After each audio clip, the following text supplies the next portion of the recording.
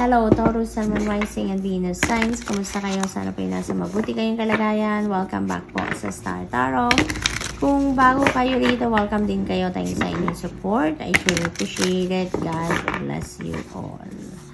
O na mensahe ni Taurus ay number 2, Antelope Spirit Life is speeding up. Ayan. So, bibilis na ang lahat sa buhay ninyo, Taurus. Marami kayo siguro ditong mga plans na na-pending, no? Nagkaroon ng blockages, nahinto bigla. Pero ngayon, no? Uusad ng muli ang lahat. Everything is going to move forward na ngayon at a speedy pace. Kaya, kailangan handa kayo din dito, no, Taurus? Kailangan physically, mentally, and emotionally fit and ready kayo at this time. Alright? Kaya, paghandaan ninyo ito. Kasi maaaring marami kayong na-pending na ginagawa, transactions, mga ganon, or na-pending na mga gagawin. At ngayon, na muling mag-uusad ng lahat, malilift na mga blockages, ang mga delays na yan, kailangang handa kayo para sa mga gagawin ninyo. Okay? So, what else? We have number 56, make your dreams real. Ayan. So, most likely, may mga opportunities and possibilities that are coming your way sa ngayon at you know, that will be in support sa pagdala ninyo sa inyong mga pangarap into your reality, no? Maaring may mga opportunities dito nakakatok sa inyo that is going to give you an opportunity na para masimulan nyo na din, no? You can take a single step na para sa inyong pagtupad ng inyong mga pangarap, no? Taurus. So, what else? We have number 22. This is synchronicity. Pinakita sa akin na 222. So, that is angel number 222. Taurus, this is synchronicity right here. Please look up for the meaning of angel number 222 for more guidance. Okay? At saka, angel master number 22. Then, ayan. So, dalawa po ang titignan ninyo. Please look up for the meaning of that. I-google po ninyo yan for more guidance. So, dito sabi, dragonfly spirit, truth transcends illusion. So, there are going to be situations dito or pagkakataon na parang magigising na kayo sa katotohanan dito, no?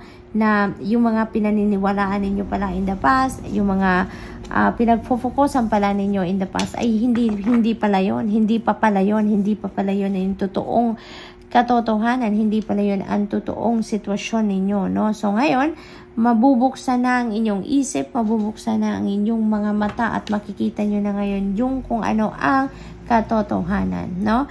That could be linked to different areas of life ninyo, mga pinaniniwalaan ninyo in the past. Okay? Maring sa person ninyo yan, paniniwala ninyo about your person, paniniwala ninyo about situation, no? Sa buhay ninyo na depende, no? Depende sa kung anong area yan. But now, you know, makikita nyo na ang katotohanan. Okay? You will be able to see the truth of your situation. Be the real you. Ayan, parang inibitahan kayo dito na maging authentic kayo sa sarili ninyo.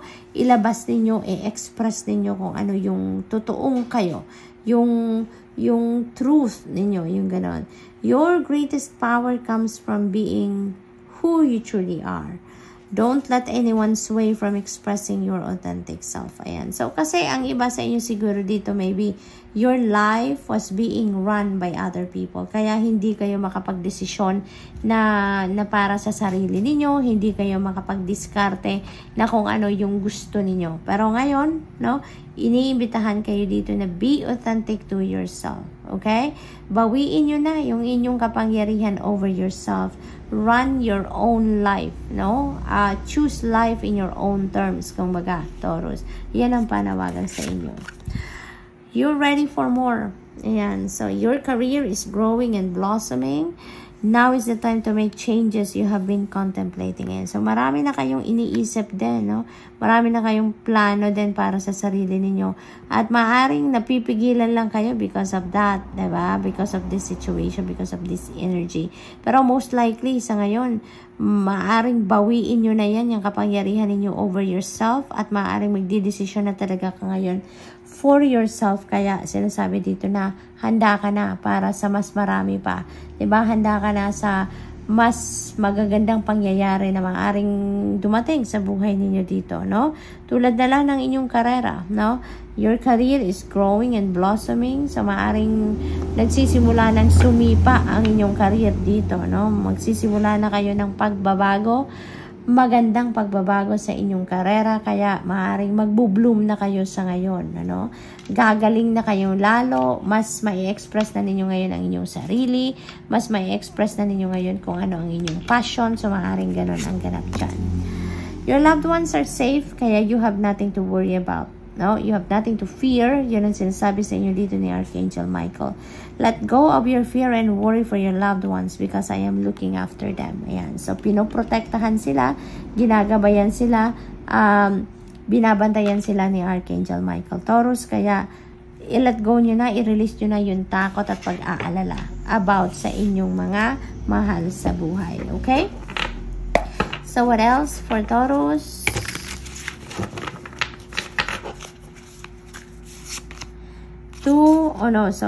This is 10 of Swords. Ayan, this is beautiful energy, no? 10 of Swords is a beautiful energy kasi, ano to, endings and beginnings. 10 represents endings and beginnings. Kaya, tatapusin nyo na dito kung ano man yung nagpahirap sa buhay ninyo. Kung ano man yung difficult situation na to, it's coming to an end. You are putting a period on that. You're putting a close on that. Na isasara nyo na yung pinto dito ng kung ano man itong nagpahirap sa inyo, no? This could be relationship experience niyo in the past, maaaring ganun. Kaya, ano to, tatapusin nyo na to ngayon. Parang, for the longest time, nasasaktan kayo, umiiyak kayo sa sitwasyon na to. Pero ngayon, parang babango na kayo from that, no? Mas pipiliin nyo na dito yung inyong happiness, diba? Yung inyong peace, harmony, yung handa na kayong harapin ang bagong buhay dito, bagong hamon ng buhay, bagong pag-asa, yung gano'n. Kaya, makakarating na kayo dito sa punto na isasara nyo na ang chapter na to ng buhay ninyo. You're going to rise above this situation na ngayon and handa na kayong magbagong buhay, no? Kung ano man yan, mga emotional wounds, emotional baggages ninyo, mga resentments ninyo, i-release nyo na yan sa ngayon because mas pinipili nyo na ngayon na maging masaya kayo. Pinipili nyo na ngayon na makapagsimula kayo ng bagong buhay on a clean slate. So, good luck to that, Taurus.